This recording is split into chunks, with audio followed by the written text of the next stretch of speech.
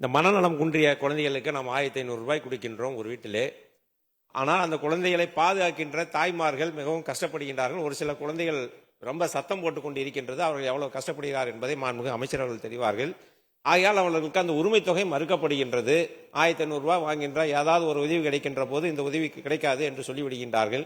ஆக அந்த 1000 ரூபாய் கிடைத்தால் ஒரு 2500 ரூபாய் வச்சு முழுமையாக அந்த குடும்பம் அந்த குழந்தையை வைத்து பாதுகாக்க வேண்டிய சூழ்நிலை இருக்கின்ற காரணத்தினால் அரசு பரிசீலிக்குமா என்பதை மாண்புமிகு பேரவைத் தலைவர் வாயிலாக மாண்புமிகு அமைச்சரிடத்தில் கேட்டுக்கொள்கிறேன்.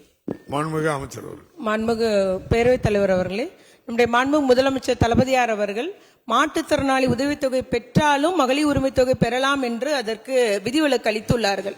ஆகவே நம்முடைய மாண்புமிகு உறுப்பினர் தங்கமணி அவர்கள் உரையாற்றுவது போல அந்த குறிப்பிட்ட நீங்கள் அந்த விவரம் தெரிவிப்பாரு நிச்சயமாக நம்ம நடவடிக்கை எடுக்க முடியும்.